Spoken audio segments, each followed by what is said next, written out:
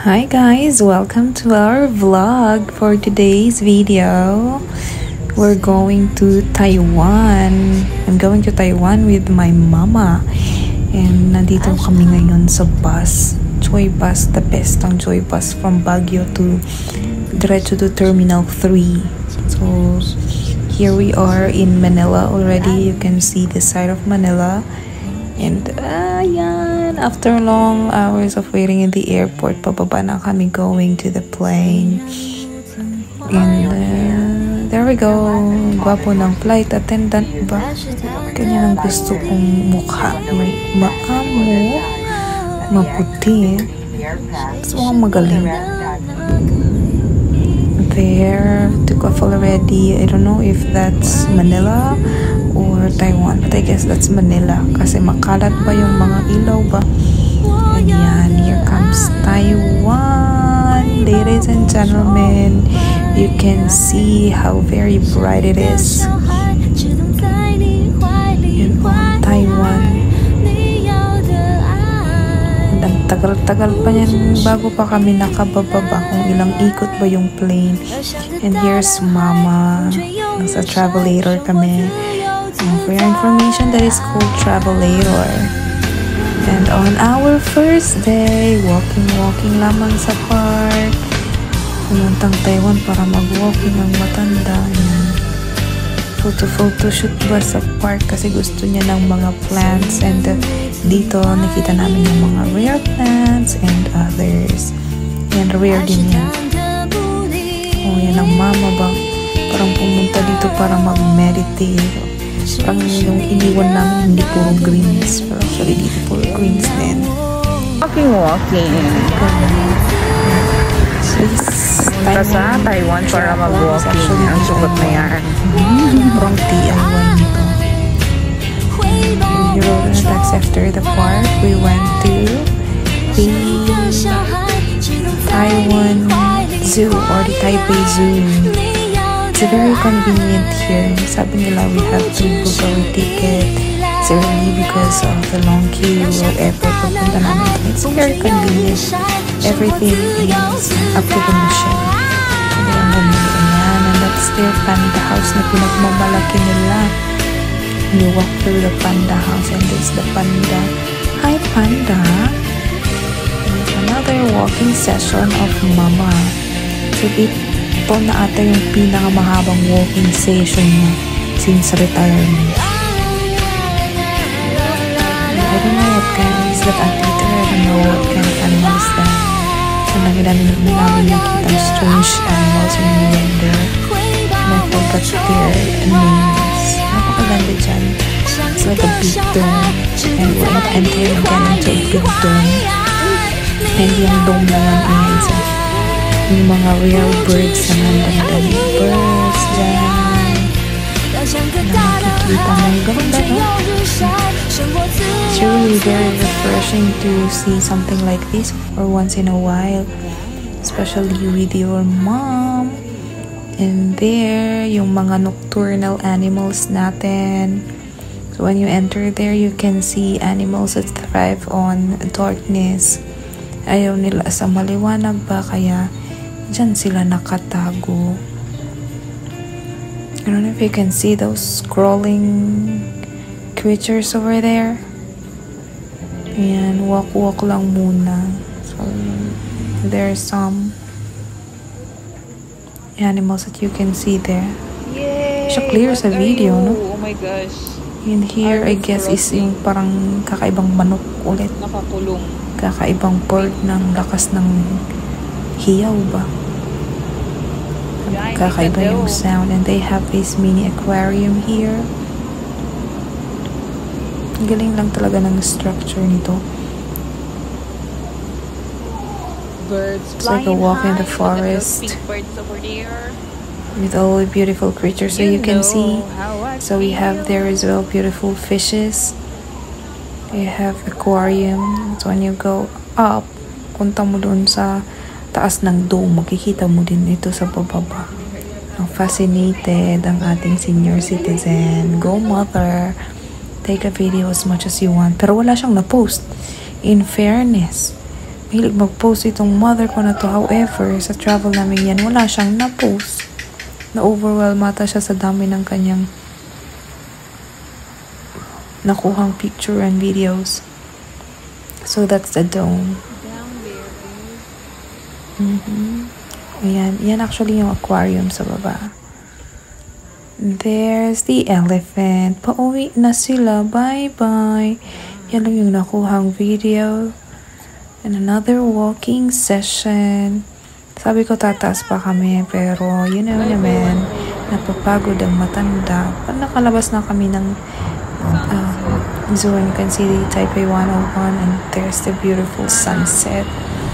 So ngayon, we are on our way to gondola. We're gonna ride on a gondola and there we are.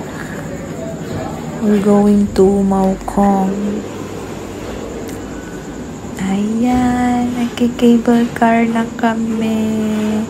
Actually, this is my first time as well to ride on a cable car. Together with Mama. First time namin pareho mag-cable car ba. So, ganyan pala ang feeling. Actually, it's very cheap yung cable car nila going to Maokong compared to Hong Kong, ha? It's very expensive ng Hong Kong. The mother is mothering. Ang ganda kasi sunset. Baba matata cellphone mo kada akon nga. You can see the city. There is in a golden setting. Ganda-ganda. Yeah, fascinated ang mother. Ganda talaga ng experience mag-cable car ba. There you can see Taipei 101. Before, it was one of the tallest buildings in the world. I guess that was a 30-minute ride. Tapos clear doon sa baba, kitang-kita mo doon sa baba. And how Taiwan is taking care of their mountains as well. Parang may urban planning talaga ba? Sobrang linis, napakaayos ng kanilang lugar. And very convenient for everyone. Look at that, Taipei 101 behind Mama. And that beautiful sunset. Ang dami-daming stop nitong cable car na to. And napakahaba talaga ng ride going up. So look at that, oh, nakaset na yung sun. And madilim na. Pagbaba, pwede kaming mag-bus. However, sumakay na rin kami dito sa cable ride. Ayan. Nakarating na po kami sa taas, sa Maokong. And it's very cold up there. Akala ko hindi masyadong malamig. Akala ko lang pala. Buti ang mama ko naka-jacket ng bongga. Ayan, nakauwi na kami. Pababa na kami. And you can see the cityscape. It's really very beautiful at night. Together with your coffee and all. Kumain lang kami ng dirty tofu ba yun? Yun lang yung na-remember kong kinain namin dun sa taas. And their ice cream. Baka hindi ko na-videohan yung ice cream ba? Pero yun yung itatry mo pag pupunta ka doon. And next day, we're crossing, that is the Taipei main station. And we're going to find our tour guide na binook namin sa Klook. Because for today, we're going to Taichung. Ayan na kami, our guide. And we're going to the bus already. Lahat ng nandito, puro Pilipino.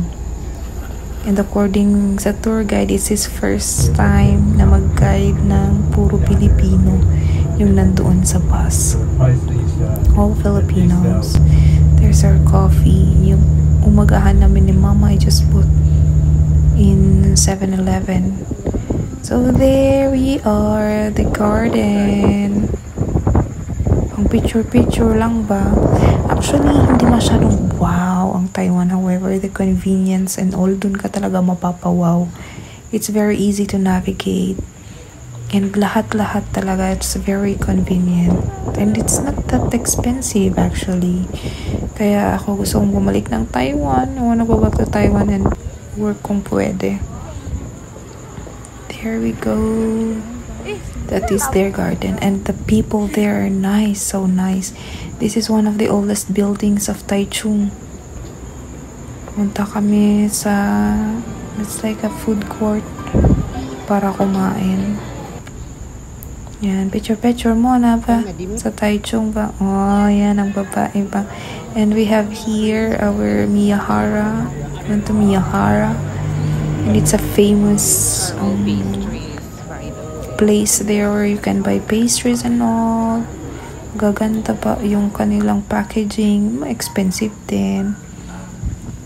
And we went to Rainbow Village. It's a village na meron natang ano dito nung tawag doon, poet na nakatira before. And yan yung kanilang mga works, you know. It's just a small place behind big buildings, but the history itself, the story behind it itself is just history enough to be called a beautiful place like that. Alright, so pumunta naman kami dito sa Gaomei wetland at ang tawag. Yes, parang nasa norte lang, no? Ilocos Norte ba? Hindi ko pa napuntahan yung windmill sa Ilocos Norte, pero laman Gaomei ang gusto sa Taiwan ba? Tapos nakaawid kami. Welcome to our hotel. Next day, we went to the city together with my cousin. This is my cousin. Okay, 1, 2, 3. Katukayo Grace. Ate Grace. Ayan, picture na muna. Ito kami man ayan dito temples da.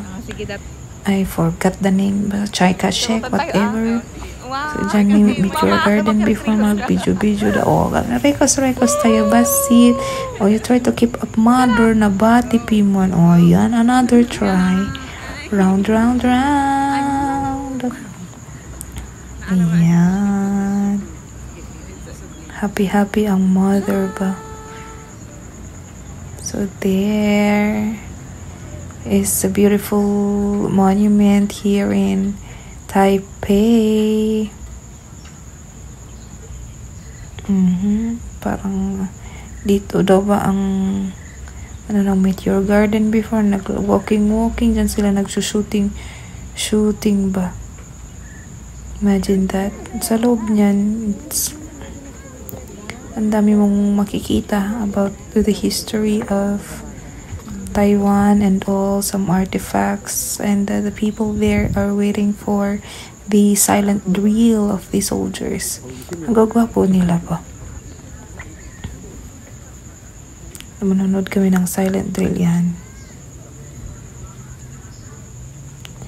You know, it's where I realize that simple synchronization is truly amazing. When everything is in sync, just makes things more beautiful. Look at that. Nagugwapo na kita dong oppa ba.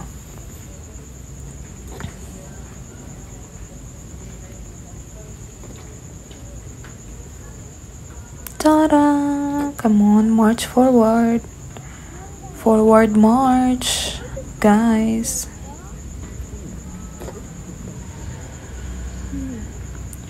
Let's go.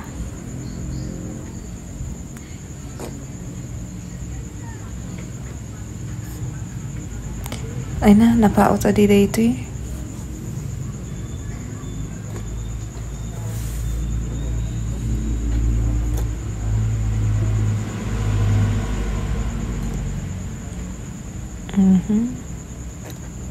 Sing pamare. Yan, kasta.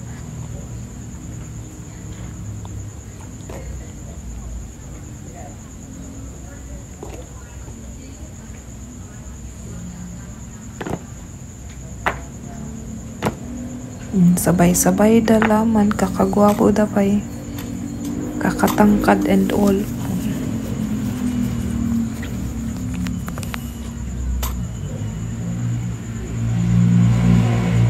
Forward march.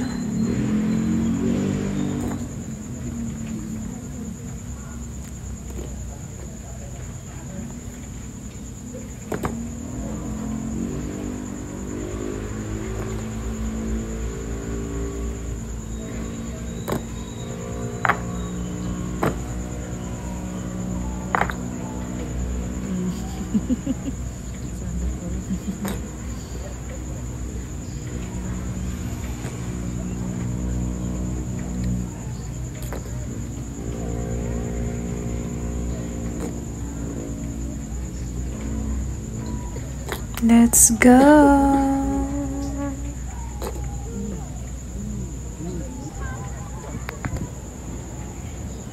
Now naman, this is inside the temple. Temple ba yung basta? That's the inside of that very big structure na yan, yung white.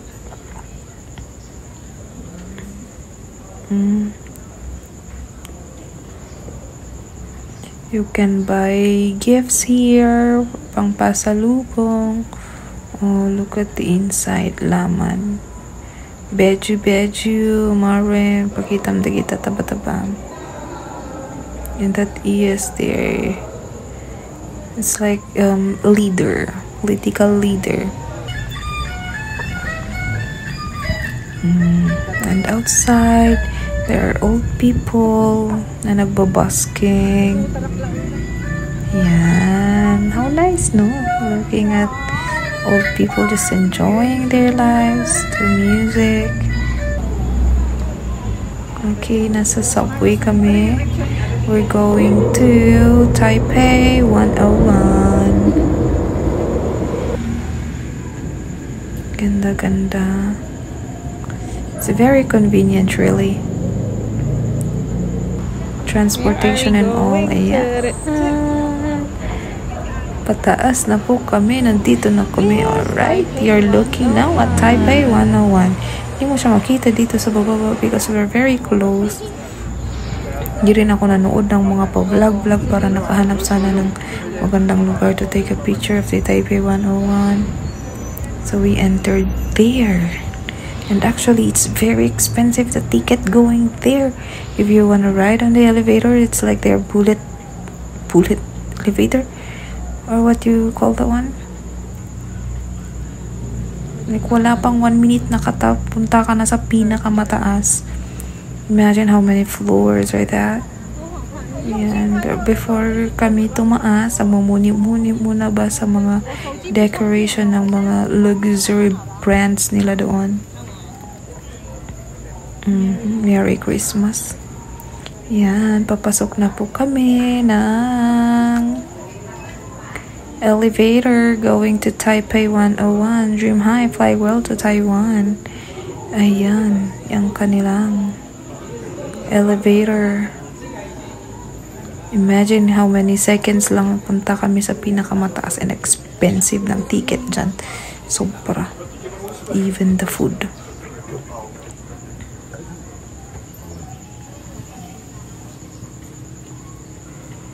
Check natin. Zoom natin. Mamaya ba yung doon sa screen na yun, yung LED na nakapakita. Okay, over there. That's type. Look at the speed. 8 seconds, 17 floor, 18 na, 22. Oh, laman. Ilang seconds lang yun.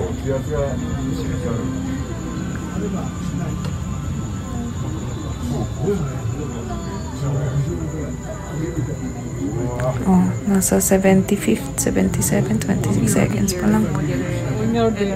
Okay. Nasa anong floor na kami? Okay, 89th floor at 37 seconds. Gosh. Imagine how fast that is. And yan yung experience na binayaran mo. Diba? Ng ribu-ribu.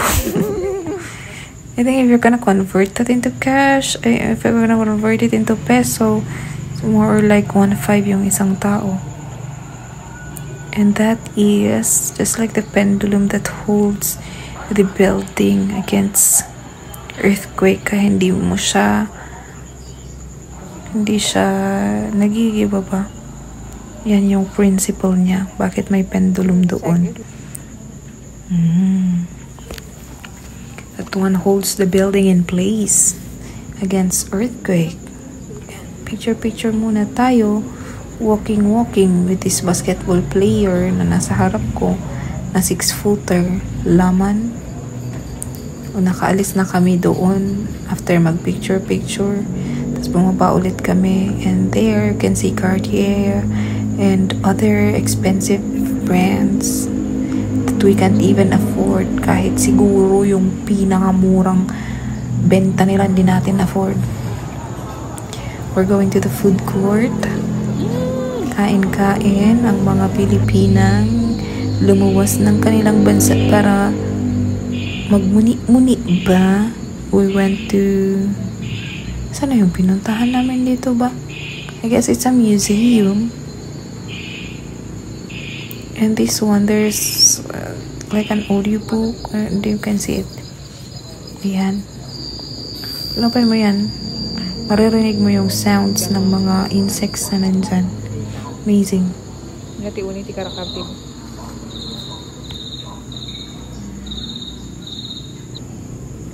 Oh, people of Taiwan. Yeah, I guess it's a museum. Puntahan namin dito. And so we're on our way home na. You know what? Dito ako nakasakay ng Lexus. Imagine.